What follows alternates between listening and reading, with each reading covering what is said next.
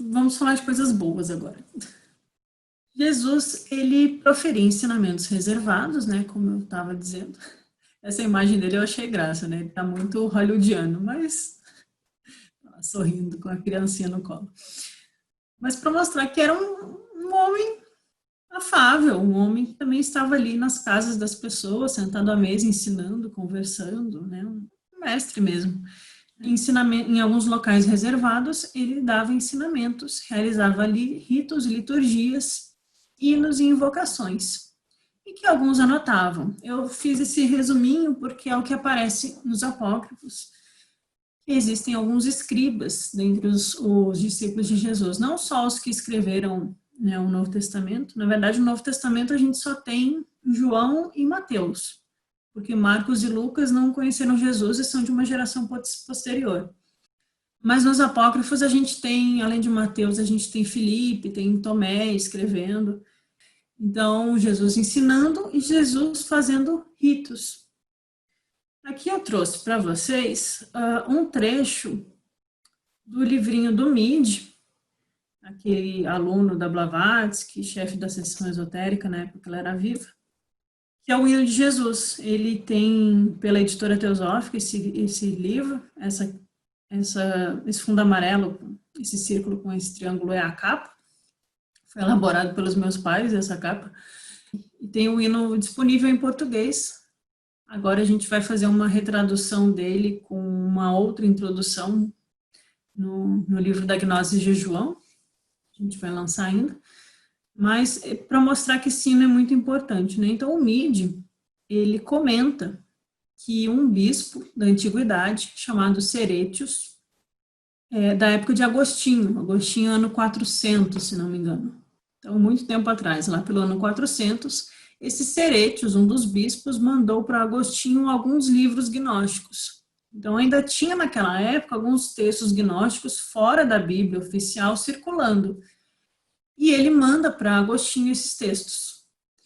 E que esse bispo parecia inclinado a aprovar a publicação desses livros gnósticos, porque gostou do conteúdo.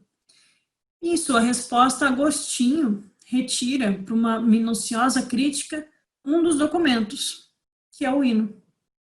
Então, percebam, um bispo, lá pelo ano 400, manda para Santo Agostinho, que não era lá muito santo, diz a Blavatsky, um monte de textos gnósticos, e aí Agostinho pega um desses textos e retira da lista. Qual que ele retira? O hino de Jesus que a gente tem publicado pelo Midi, e a gente pode ler hoje.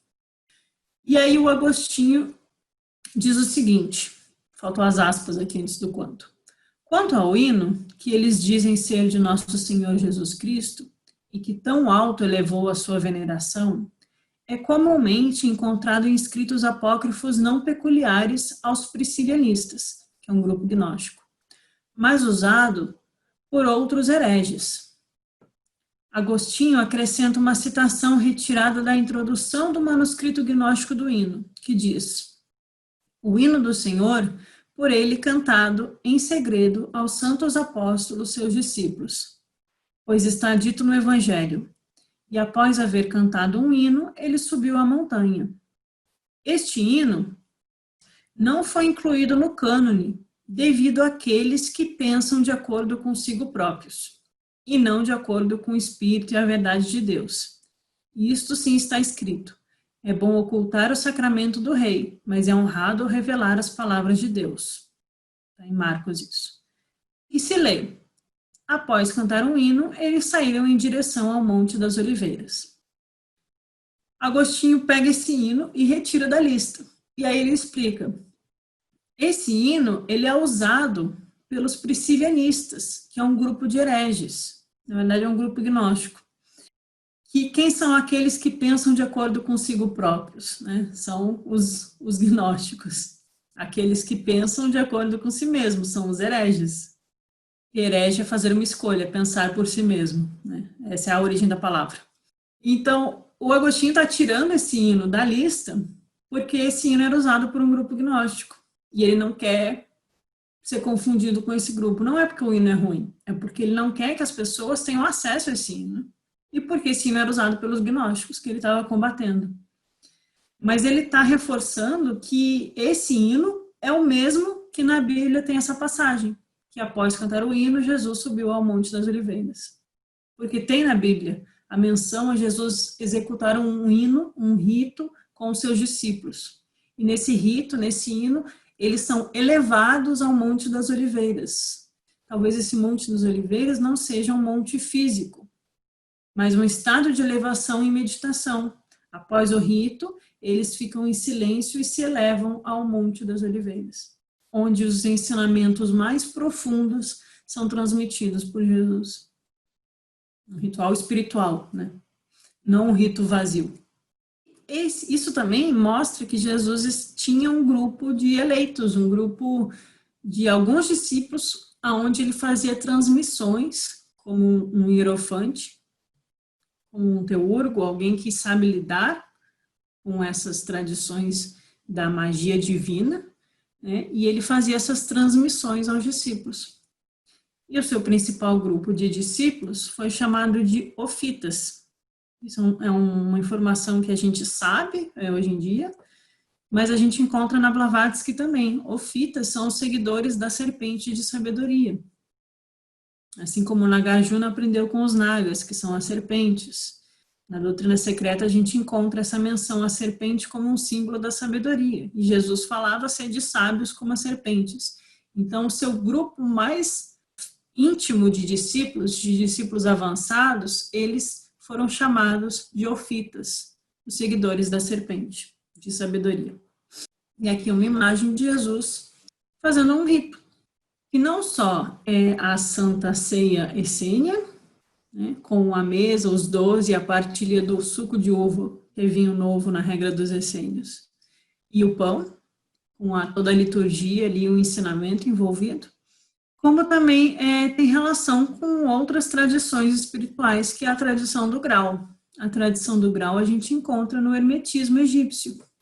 No Corpus Hermeticum tem um texto chamado cráter, que é a cratera, que é a tigela, é a taça. No budismo a gente tem o Buda Sakyamuni com o potinho azul no colo. Entre os celtas a gente tem o caldeirão de sabedoria.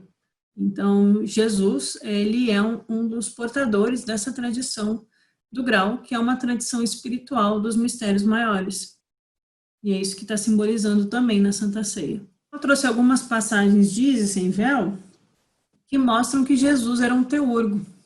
Lembrando que teurgo é aquele que, em contato com seu aspecto mais divino, com o seu Cristo interior, com o seu Atma, através da luz de Budi, ele age no mundo a partir do que há de divino nele. Ele não está lidando com forças baixas da matéria sutil, do astral, com manifestações baixas. Ele está manifestando o divino através de suas ações. Isso é um teurgo. E por isso a importância de alguns ritos nessas tradições. Então, Blavatsky diz, os primeiros grupos cristãos eram nazarenos, como João Batista, entre os quais se acham inúmeros parentes de Jesus, ou essênios, os terapeutas, de que os nazarenos eram um ramo. Reforçando o nosso estudo. Todos esses grupos, que apenas na época de Irineu começaram a ser considerados heréticos, eram mais ou menos cabalistas. Eles acreditavam na expulsão dos demônios por meio de encantamentos mágicos e praticavam esse método. Todos os grupos gnósticos acreditavam igualmente na magia. Então, Blavatsky está dizendo que só na época de Irineu, que é um dos primeiros a começar a formar a Igreja Romana, lá por volta do ano 150 DC, então naquela época, até aquela época, eles não eram considerados heréticos, eram grupos que estavam por lá, diversos. Então tinham os essênios, os terapeutas no Egito, que o Philon comenta, os nazarenos, os ebionitas, as comunidades gnósticas, as comunidades cristãs fundadas por Paulo, eles estavam lá. E todos esses grupos acreditavam na magia. E eles eram de origem da Cabala, né? Eles eram mais ou menos cabalistas, a Blavatsky coloca. E Blavatsky cita novamente, né, os gnósticos, né? Ela está dando uma importância e uma ênfase aos gnósticos. A grande semelhança observada por alguns críticos entre os ritos e as observações dos cristãos primitivos e dos essênios, pode ser explicada sem a menor dificuldade.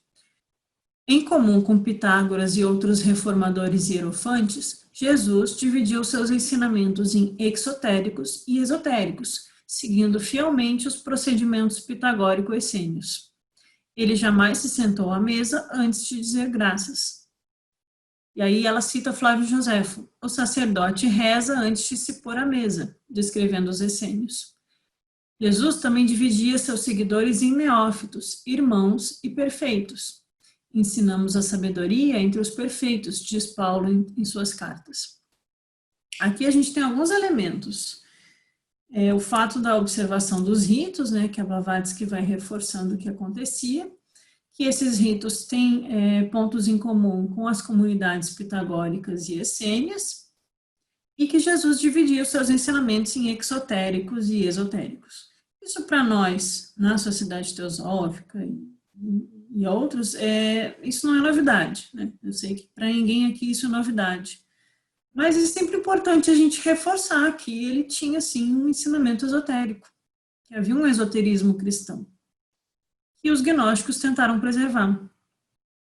A questão da ritual na mesa, que eu já comentei, e esse fato de que Jesus dividia os seguidores em neófitos, irmãos e perfeitos. Ele está dividido em três grupos, né? Os iniciantes, os neófitos, os irmãos, aqueles que estão já no grupo, e os perfeitos, que são os que receberam algum grau de iniciação. Assim como no budismo a gente tem os Shiravakas, os Pratyekas e os Bodhisattvas, ou como o Bruno está apresentando na quarta, os 3 graus de praticante, o pequeno, o médio e o superior. E entre os pitagóricos a gente tem os ouvintes, os matemáticos e os filósofos, né? A gente sempre tem essa questão de 3 graus nas tradições espirituais, é muito recorrente. Jesus, como um mestre espiritual, ele não poderia ser diferente. Após 19 séculos de forçadas eliminações dos livros canônicos de toda sentença que poderia instalar o investigador no caminho correto, tornou-se difícil mostrar que os adoradores pagãos de Adonis, seus vizinhos nazarenos e os essênios pitagóricos e outros, com pouquíssimas diferenças, foram seguidores dos antigos mistérios teúrgicos.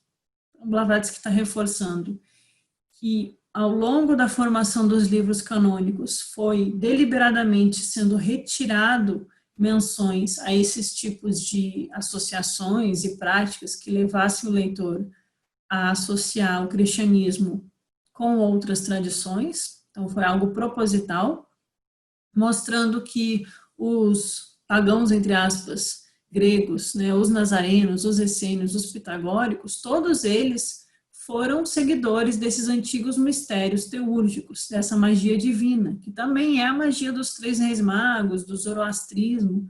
Blavatsky desenvolve muitos argumentos para mostrar que o zoroastrianismo tem relação com os Vedas, lá na Índia, mostrando o fluxo dessa teosofia, dessa tradição dos mestres ao longo do mundo, nas tradições que vão aparecendo, né? Então, ela coloca sempre Jesus como um dos representantes dessa fraternidade de mestres, um dos representantes dessa tradição sabedoria, que não é diferente de outras que tinham antes, né? Mas que ele vai trazendo numa nova roupagem e com uma nova força, esse ensinamento, como todo Mahatma, todo adepto faz.